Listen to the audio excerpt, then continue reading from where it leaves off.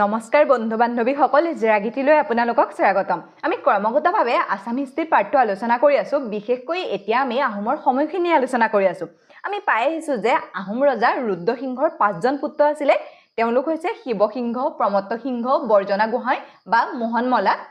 ৰাজেশ্বৰ সিংহ আৰু লক্ষী সিংহ আমি এতিয়ালৈকে শিৱসিংহৰ শাসনকালৰ কথা আলোচনা কৰিলো তেওঁ শাসন কৰিছিল 1714 চনৰ পৰা 1744 চনলৈকে তেওঁ যেটো শাসনকাল আছিল সেই শাসনকালটোত কি হৈছিল তেওঁৰ গুৰু কৃষ্ণৰাম ভট্টাচাৰ্যই তেওঁৰ সত্তভংগ যোগ কৰিছে বুলি কৈছিল আৰু সেই কাৰণে তেওঁ তিনিগৰাকী ৰাণীক কমে ৰজা কৰিছিল অৰ্থাৎ মানে শিৱসিংহৰ সময়ত তেওঁ তিনিগৰাকী ৰাণীয়ে শাসন কাৰ্য পৰিচালনা কৰিছিল তেওঁলোক ক্ৰমে হৈছে বৰৰজা ফুলেশ্বৰী বৰৰজা অম্বিকা আৰু বৰৰজা সৰ্বেশ্বৰী ঠিক আছে আমি সেইখিনি কথা অলৰেডি আলোচনা কৰিছো ডিটেইলছত চাবলৈ হলে আপোনালোকে আগৰ ভিডিওটো এবাৰ চাই ল'ব আৰু আজি আমি আলোচনা কৰিম ৰুদ্ৰসিংহৰ দ্বিতীয় পুত্ৰ প্ৰমত্ত সিংহৰ শাসনকালৰ পৰা ৰাজেশ্বৰ সিংহৰ শাসনকালৰ সময়খিনিলৈকে আমি ইয়াত কিছুমান ইম্পৰ্টেন্ট কোৱেশ্চন আনসাৰ লৈছো আৰু সেই কোৱেশ্চন আনসাৰ বিলাকৰ মাজেৰে গোটেই পাৰ্টটো আলোচনা কৰিবলৈ চেষ্টা কৰিম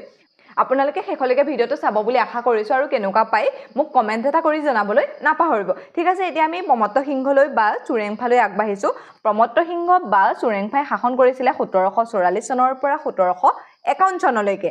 ঠিক আছে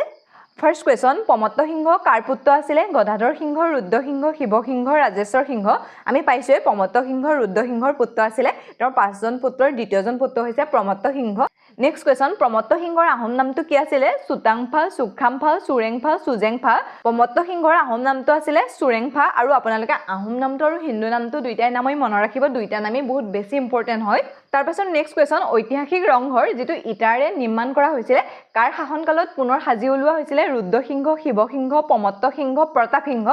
আপোনালোকে জানেনে প্ৰথম ৰংঘৰটো কোনে নিৰ্মাণ কৰিছিল প্ৰথম ৰংঘৰটো নিৰ্মাণ কৰিছিল ৰুদ্ৰসিংহ অৰ্থাৎ যেটো বাঁহবেতৰ ৰংঘৰ আছিল হেতু ৰুদ্ৰসিংহৰ দিনত নিৰ্মাণ কৰা হৈছিল আৰু যেটো পকাৰে বা বৰ্তমান যেটো ৰংঘৰ আছে সেই ৰংঘৰটো প্ৰমত্ত সিংহৰ দিনত নিৰ্মাণ কৰা হৈছিল এটো একদম ইম্পৰ্টেন্ট হয় দে মনত ৰাখিব আৰু এই প্ৰমত্ত সিংহৰ সময়খিনিক বিশেষকৈ স্থাপত্য শিল্পৰ ওপৰত গুৰুত্ব আৰোপ কৰা হৈছিল মানে তেওঁৰ সময়ত স্থাপত্য শিল্প বহুত ওপৰলৈ উঠি গৈছিল ঠিক আছে নেক্সট কোৱেশ্চন বৰ্তমানৰ পকী ৰংঘৰটো কোনটো চনত সম্পূৰ্ণ হৈছিল 1744 চনত 1746 চনত 1748 চনত 1750 চনত বৰ্তমানৰ পকী ৰংঘৰটো সম্পূৰ্ণ হৈছিল 1746 চনত নেক্সট কোৱেশ্চন ৰংঘৰৰ ওপৰত থকা ছাদখনৰ আকৃতি কেনেকুৱা আছিল তিনিকুণীয়া আকৃতি উল্টা নাও বা মগধৰ পিঠিৰ দৰে চেপেটা আকৃতি গম্বুজ আকৃতিৰ উল্টা নাও বা মগধৰ পিঠিৰ দৰে ৰংঘৰৰ ওপৰৰ ছাদখনৰ আকৃতি আছিল নেক্সট কোৱেশ্চন আহোম যুগৰ এছিয়াৰ আটাইতকৈ পুৰণি এমপি থিয়েটাৰ বুলি কাক কোৱা হয় তলাতল ঘৰ কাৰেং ঘৰ ৰংঘৰ বৰপাত্ৰ দৌল আহোম যুগৰ এছিয়াৰ আটাইতকৈ পুৰণি এমপি থিয়েটাৰ বুলি ৰংঘৰক কোৱা হয় বহুত বেছি ইম্পৰ্টেন্ট কোৱেশ্চন হয় আহোম যুগৰ এছিয়াৰ আটাইতকৈ পুৰণি এমপি থিয়েটাৰ হৈছে ৰংঘৰ আমি এটা কৈছোৱে স্বৰ্গদেউ প্ৰমত্ত সিংহৰ দিনত স্থাপত্য শিল্পৰ ওপৰত বহুত গুৰুত্ব আৰোপ কৰা হৈছিল অৰ্থাৎ তেওঁৰ সময়ত বহুত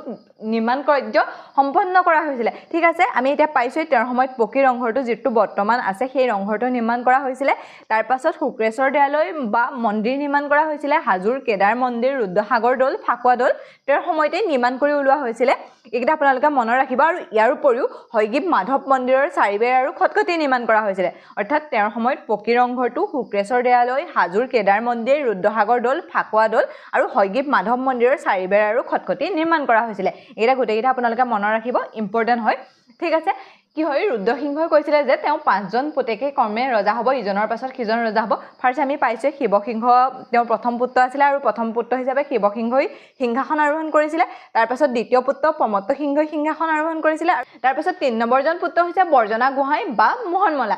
সেই অনুসৰি বৰ্জনা গোহাঁই বা মোহনমলাই সিংহাসন পাব লাগিছিল কিন্তু কি হ'ল বৰ্জনা গোহাঁই বা মোহনমলাই সিংহাসন আৰোহণ কৰিব নোৱাৰিলে মানে প্ৰমত্ত সিংহৰ পাছৰ ৰজা হৈছিল ৰাজেশ্বৰ সিংহ অৰ্থাৎ শিৱসিংহৰ 4 নম্বৰজন সন্তানে সিংহাসনত উঠিছিল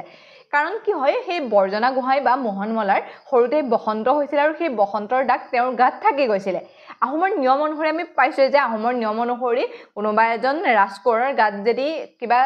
দাগ থাকে বা তেওঁ অংগক্ষত হয় তেতিয়া তেওঁ সিংহাসন আৰোহণ কৰিব নোৱাৰে আৰু সেই অনুসৰি বসন্তৰ দাগ থকাৰ কাৰণে তেওঁ সিংহাসন আৰোহণ কৰিব নোৱাৰিলে কিন্তু তেওঁ কি ভাবিলে যে মোক অন্যায় কৰিহে সিংহাসন নিদিলে মই মানে সিংহাসনৰ কাৰণে যোগ্য কিন্তু মোৰ গাত সেই সাধাৰণ দাগটো থকালৈ মোক লগত অন্যায় কৰা হ'ল আৰু সেই যিজন বৰজনা গোহাঁই বা মোহনমলাই পাছত যিখন মোৱামৰীয়া বিদ্ৰোহ হৈছিলে সেই মোৱামৰীয়া বিদ্ৰোহত মোৱামৰীয়াসকলৰ ফালে যোগ দি পেলাই তেওঁ মানে বিদ্ৰোহত অংশগ্ৰহণ কৰিছিলে কি হয় মোৱামৰীয়া বিদ্ৰোহ আহোম আৰু মোৱামৰীয়াসকলৰ মাজত হৈছিলে তাত কি হয় সেই মোৱামৰীয়াসকলৰ ফালে তেওঁ যুদ্ধত মানে যোগ দিছিলে মানে তেওঁ আহোমৰ হৈও মোৱামৰীয়াসকলৰ ফালে আছিলে কাৰণটো এইটোৱে যে তেওঁৰ লগত অন্যায় কৰা হ'ল আৰু অন্যায় কৰি তেওঁ সিংহাসনৰ পৰা আঁতৰাই দিয়া হ'ল ঠিক আছে এতিয়া আমি তেওঁৰ পাছৰ বা প্ৰমত্ত সিংহৰ পাছৰ ৰজা ৰাজেশ্বৰ সিংহৰ বিষয়ে আলোচনা কৰিম ঠিক আছে ৰাজেশ্বৰ সিংহ বা চুজাংফা তেওঁৰ শাসনকাল 1751 চনৰ পৰা 1769 চন এতিয়া তেওঁৰ লগত জড়িত কুৱেশ্যন আনচাৰ কেইটা আলোচনা কৰি লওঁ প্ৰমত্ত সিংহৰ পিছত আহোম ৰাজসিংহাসনত কোন বহিছিলে লক্ষী সিংহ গৌৰীনাথ সিংহ ৰাজেশ্বৰ সিংহ কমলেশ্বৰ সিংহ প্ৰমত্ত সিংহৰ পাছত আহোম সিংহাসনত বহিছিলে ৰাজেশ্বৰ সিংহ বৰজনা কোঁৱৰক সিংহাসনত আৰোহণ কৰিবলৈ দিয়া হোৱা নাছিলে আমি সেইটো আলোচনা কৰিলে নেক্সট কুৱেশ্যন ৰাজেশ্বৰ সিংহৰ আহোম নামটো কি আছিলে চুতামফা চুজামফা চুপাতফা চুহিতফা ৰাজেশ্বৰ সিংহৰ আহোম নামটো আছিলে চুজামফা নেক্সট কুৱেশ্যন ৰাজেশ্বৰ সিংহৰ শাসনকাল তলৰ কোনটো আছিলে ৰাজেশ্বৰ সিংহৰ শাসনকাল 1751 চনৰ পৰা 1769 খ্ৰীষ্টাব্দলৈকে আছিলে নেক্সট কুৱেশ্যন ৰাজেশ্বৰ সিংহৰ দিনত আহোম ৰাজ্যৰ আটাইতকৈ প্ৰভাৱশালী বৰবৰুৱা কোনজন আছিলে মোমাই তামুলী বৰবৰুৱা কীৰ্তিচন্দ্ৰ বৰবৰুৱা হৰনাথ বৰবৰুৱা বদনচন্দ্ৰ বৰবৰুৱা ৰাজেশ্বৰ সিংহৰ দিনত আহোম ৰাজ্যৰ আটাইতকৈ প্ৰভাৱশালী বৰবৰুৱা এজন আছিলে কীৰ্তিচন্দ্ৰ বৰবৰুৱা এওঁৰ লগত কেইবাটাও কুৱেশ্যন জড়িত হৈ আছে দেই এইটো মনত ৰাখিব কীৰ্তিচন্দ্ৰ বৰবৰুৱা ৰাজেশ্বৰ সিংহৰ দিনত আটাইতকৈ প্ৰভাৱশালী বৰবৰুৱা আছিলে হৰিনাথ বৰবৰুৱা আছিলে কিন্তু প্ৰভাৱশালী আছিলে কীৰ্তিচন্দ্ৰ বৰবৰুৱা নেক্সট কুৱেশ্যন ঐতিহাসিক তলাতল ঘৰৰ প্ৰক্ৰিয়া আৰু বহুমহলীয়া নিৰ্মাণ কাৰ্য কাৰ দিনত সম্পূৰ্ণ হৈছিলে ৰুদ্ৰসিংহ প্ৰমত্ত সিংহ ৰাজেশ্বৰ সিংহ শিৱসিংহ ঐতিহাসিক তলাতল ঘৰ ৰাজেশ্বৰ সিংহৰ দিনত নিৰ্মাণ কৰা হৈছিলে আৰু তলাতল ঘৰটো কোনজন মানে কোনে নিৰ্মাণ কৰিছিলে বা কোনজন মিস্ত্ৰী আছিলে আপোনালোকে জানেনে তেওঁৰ নাম হৈছে ঘনশ্যাম খনিকৰ ঠিক আছে ৰাজেশ্বৰ সিংহৰ দিনত তলাতল ঘৰটো সম্পূৰ্ণ হৈছিল আৰু সেই তলাতল ঘৰটো নিৰ্মাণ কৰিছিলে ঘনশ্যাম খনিকৰে ঠিক আছে নেক্সট কুৱেশ্যন গড়গাঁৱৰ বিখ্যাত কাৰেং ঘৰটো বৰ্তমান থকা সাতমহলীয়া পকী প্ৰসাদ কোনে নিৰ্মাণ কৰিছিলে চুকাফা চুহুংমুং ৰাজেশ্বৰ সিংহ গদাধৰ সিংহ গড়গাঁৱৰ বিখ্যাত কাৰেং ঘৰটো ৰাজেশ্বৰ সিংহৰ দিনত 1752 খ্ৰীষ্টাব্দত নিৰ্মাণ কৰা হৈছিলে ঠিক আছে তাৰ সময়ত মানে ৰাজেশ্বৰ সিংহৰ সময়ত তলাতল ঘৰ আৰু কাৰেংঘৰ নিৰ্মাণ কৰা হৈছিলে আৰু ইয়াৰ উপৰিও তেওঁৰ বশিষ্ঠ আশ্ৰম নৱগ্ৰহ মন্দিৰ চিত্ৰাচল মন্দিৰ হৰগৌৰী দেৱালয় এইবিলাকো নিৰ্মাণ কৰিছিলে আমি সেইবিলাকো মনত ৰাখিব লাগিব অৰ্থাৎ তলাতল ঘৰ কাৰেংঘৰ বশিষ্ঠ আশ্ৰম নৱগ্ৰহ মন্দিৰ চিত্ৰাচল মন্দিৰ হৰগৌৰী মন্দিৰ তেওঁৰ সময়তে নিৰ্মাণ হৈছিলে এই ৰাজেশ্বৰ সিংহৰ দিনত এটা গুৰুত্বপূৰ্ণ ঘটনা ঘটিছিলে সেইটো ইম্পৰ্টেণ্ট হয় সেইটো মনত ৰাখিব আমি হেতু কোৱেশ্যনৰ আকাৰে চাই লৈছো কীৰ্তিচন্দ্ৰ বৰবৰুৱাই নিজৰ বংশমৰ্যাদা বচাবলৈ বহুতো আসল বুৰঞ্জী পুৰি পেলাইছিলে এই ঘটনাক কি কোৱা হয় বুৰঞ্জী দাহন মোৱামৰীয়া বিদ্ৰোহ পাইক বিদ্ৰোহ দণ্ডুৱা দ্ৰোহ কীৰ্তিচন্দ্ৰ বৰবৰুৱাই নিজৰ বংশমৰ্যাদা বচাবলৈ বহুত আসল বুৰঞ্জী পুৰি পেলাইছিল আৰু এই ঘটনাটোক বুৰঞ্জী দাহন বুলি কোৱা হয় মানে আহোমৰ কিছুমান তথ্য সেই বুৰঞ্জী দাহতে শেষ হৈ গৈছিলে মানে কীৰ্তিচন্দ্ৰ বৰবৰুৱাই কিছুমান বুৰঞ্জী পুৰি পেলাইছিলে মনত ৰাখিব কাৰ সময়ত হৈছিলে ৰাজেশ্বৰ সিংহৰ দিনত হৈছিলে আৰু কোনে কৰিছিলে কীৰ্তিচন্দ্ৰ বৰবৰুৱাই নেক্সট কুৱেশ্যন ৰাজেশ্বৰ সিংহই মণিপুৰৰ ৰজাক সহায় কৰিবলৈ পঠোৱা সৈন্য দলটো নগা পাহাৰত যাওঁতে বাট হেৰুৱাই বিপাঙত পৰিছিলে এই ঘটনাটো কি বুলি জনা যায় দফলা ৰণ কছাৰী ৰণ লতাকটা ৰণ মিৰি ৰণ কি হৈছিলে ৰাজেশ্বৰ সিংহৰ দিনত মানে মণিপুৰ আক্ৰমণ কৰিছিলে আৰু তেতিয়া কি হৈছিলে 1765 চনত মণিপুৰৰ ৰজা জয়সিংহ আহোম ৰজাৰ সহায় বিচাৰি আহিছে যে আমাক মানে আক্ৰমণ কৰিছে আপোনালোকে সহায় কৰিব লাগে আৰু সেই অনুসৰি ৰাজেশ্বৰ সিংহই আহোম সৈন্যৰ এটা দল মণিপুৰলৈ পঠাইছিলে সেনাপতি হিচাপে তেওঁ হৰনাথ সেনাপতিক পঠিয়াইছিলে আৰু হৰনাথ সেনাপতিৰ নেতৃত্বত এটা দল মণিপুৰলৈ গৈছিলে আৰু তেওঁলোকে বাটটো বাছি লৈছিলে যে তেওঁলোকে পাহাৰৰ ওপৰে ওপৰে যাব আৰু গৈ পেলাই মণিপুৰত সহায় কৰিব কিন্তু তেওঁলোকে যেটো বাট বাছি ল'লে সেই বাটটোত মানে ইমানেই হাবি লতা গছ গছনি সেই গছ গছনি লতা মানে তেওঁলোকে কাটি কাটি আগবাঢ়িবলগীয়া হৈছিলে আৰু সেই কাৰণে তেওঁলোক গৈ মানে নিৰ্দিষ্ট স্থানত উপনীত হ'ব নোৱাৰিছিলে বা যিটো উদ্দেশ্যত তেওঁলোকে মণিপুৰক সহায় কৰিবলৈ গৈছিলে সেই উদ্দেশ্যত সফল হ'ব নোৱাৰিছিলে আৰু সেই ঘটনাটোক লতা কটা ৰণ বুলি কোৱা হয় অৰ্থাৎ মানে তেওঁলোকে যে লতা বা গছ গছনি কাটি কাটি গৈছিলে সেইকাৰণে সেইটোক লতা কটা ৰণ বুলি কোৱা হয় অৰ্থাৎ মানে ইয়াৰ উত্তৰটো হৈছে ৰাজেশ্বৰ সিংহই মণিপুৰৰ ৰজাক সহায় কৰিবলৈ পঠিওৱা সৈন্য দলটো নগা পাহাৰত যাওঁতে বাট হেৰুৱাই বিপাঙত পৰিছিল আৰু এই ঘটনাটোক কি বুলি কোৱা হয় লতা কটা ৰণ কিন্তু তাত তেওঁলোকে সফল নহলে যদিও 1768 চনত কীৰ্তিচন্দ্ৰ বৰবৰুৱাৰ নেতৃত্বত পুনৰ এটা আহোম সৈন্য দল মণিপুৰলৈ পঠিয়ায় আৰু তাত তেওঁলোক সফল হৈছিল আৰু যেতিয়া তেওঁলোকে মানক হৰুৱাই পেলাই ঘূৰি আহিছিলে ঘূৰি আহোঁতে মণিপুৰী ৰজা জয়সিংহই তেওঁৰ জীয়ৰী কুৰাংগনয়নীক আহোম ৰজালৈ বিয়া দিছিলে ঠিক আছে আমি এতিয়া সেইখিনি কুৱেশ্যন ৰাখিছোঁ চাম নেক্সট কুৱেশ্যন ৰাজেশ্বৰ সিংহই লতাকটাৰ ৰণৰ জৰিয়তে কোনখন ৰাজ্যক বৰ্মা বা ম্যানমাৰ বা মানৰ আক্ৰমণৰ পৰা ৰক্ষা কৰিবলৈ সৈন্য পঠাইছিলে জয়ন্তীয়া ৰজা মণিপুৰ কোচবিহাৰ কছাৰী ৰাজ্য আমি এতিয়া পাইছোৱেই ৰাজেশ্বৰ সিংহই লতাকটাৰ ৰণৰ জৰিয়তে মণিপুৰক মানৰ হাতৰ পৰা ৰক্ষা কৰিবলৈ আহোম সৈন্যদল পঠিয়াইছিলে নেক্সট কুৱেশ্যন মণিপুৰী ৰজা ভাগ্যচন্দ্ৰই কৃতজ্ঞতাৰ স্বৰূপে নিজৰ কন্যাক ৰাজেশ্বৰ সিংহলৈ বিয়া দিছিলে এই কুঁৱৰীগৰাকীৰ নাম কি আছিলে মূলা গাভৰু কুৰাংগানয়নী ফুলেশ্বৰী কৰি অম্বিকা কৰি মণিপুৰী ৰজাই কৃতজ্ঞতাৰ চিন স্বৰূপে কুৰাংগানয়নীক আহোম ৰজা ৰাজেশ্বৰ সিংহলৈ বিয়া দিছিলে এই কুৰাংগানয়নী নামটো আপোনালোকে কিন্তু মনত ৰাখিব দেই এওঁ হিষ্ট্ৰীত বহুত অৱদান আছে এওঁৰ মানে বহুত ইম্পৰ্টেণ্ট হয় আৰু যেতিয়া ৰাজেশ্বৰ সিংহৰ মৃত্যু হয় ৰাজেশ্বৰ সিংহৰ মৃত্যু হোৱাৰ পাছত তেওঁৰ ভায়েক লক্ষী সিংহ সিংহাসনত উঠে আৰু লক্ষী সিংহই কুৰাংগানয়নীক বিয়া পাতে আৰু সেই সময়তেই আমাৰ যিখন বিখ্যাত মোৱামৰীয়া বিদ্ৰোহ সেই মোৱামৰীয়া বিদ্ৰোহ হৈছিলে আৰু সেই মোৱামৰীয়া বিদ্ৰোহত কুৰাংগানয়নীৰ ভূমিকা বিশেষভাৱে উল্লেখযোগ্য মানে তেওঁ বহুত অৱদান আছে আমি সেইবিলাক কথা আলোচনা কৰিম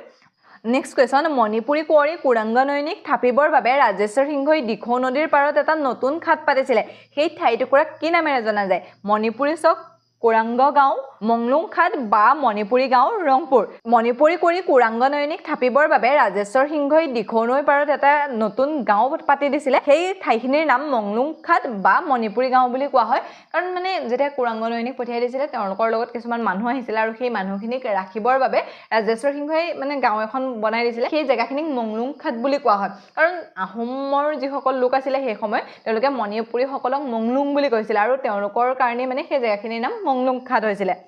এটো মনত ৰাখিব ইম্পৰ্টেন্ট হয় নেক্সট কুৱেশ্যন ৰাজেশ্বৰ সিংহৰ দিনত শিৱসাগৰৰ কোনটো বিখ্যাত দল নিৰ্মাণ কৰা হৈছিলে বৰপাত্ৰ দল নাতি গোহাঁই দল বা গৌৰীবল্লভ দল জয়দল ফাকুৱা দল ৰাজেশ্বৰ সিংহৰ দিনত শিৱসাগৰত নাতি গোহাঁই দল বা গৌৰীবল্লভ দল স্থাপন কৰা হৈছিলে নেক্সট কুৱেশ্যন ৰাজেশ্বৰ সিংহৰ ধৰ্মগুৰু কোন আছিলে বা তেওঁ কাৰ ওচৰত শৰণ লৈছিলে পৰ্বতীয়া গোহাঁই নাতি গোহাঁই বা ৰামানন্দ আচাৰ্য আউনীআটী সত্ৰৰ সত্ৰাধিকাৰী শংকৰদেৱ ৰাজেশ্বৰ সিংহৰ ধৰ্মগুৰু আছিলে নাতি গোহাঁই বা ৰামানন্দ আচাৰ্য ৰাজেশ্বৰ সিংহৰ দিনত বশিষ্ঠাশ্ৰম বা বশিষ্ঠ মন্দিৰ কোন বছৰত নিৰ্মাণ কৰা হৈছিলে ৰাজেশ্বৰ সিংহৰ দিনত 1664 খ্ৰীষ্টাব্দত বশিষ্ঠ আশ্ৰম বা বশিষ্ঠ মন্দিৰ নিৰ্মাণ কৰা হৈছিলে আমি পাইছোৱেই তেওঁৰ সময়ত মানে তলাতল ঘৰ কাৰেংঘৰ বশিষ্ঠ আশ্ৰম নৱগ্ৰহ মন্দিৰ চিতাচল হৰগৌৰী দেৱালয় নিৰ্মাণ কৰা হৈছিল আৰু সেই বশিষ্ঠ আশ্ৰম বা বশিষ্ঠ মন্দিৰটো নিৰ্মাণ কৰা হৈছিল 1764 চনত নেক্সট কুৱেশ্যন আৰু এটো বহুত ইম্পৰ্টেন্ট হয় চকৰি ফেটি বুৰঞ্জী কোনে ৰচনা কৰিছিলে কীৰ্তিচন্দ্ৰ বৰবৰুৱাই নুমলী বৰগোহাঁই আতন বুঢ়াগোহাঁই কাশীনাথ তামুলী ফুকনে চকৰি ফেটি বুৰঞ্জী নিৰ্মাণ কৰিছিলে নুমলী বৰগোহাঁই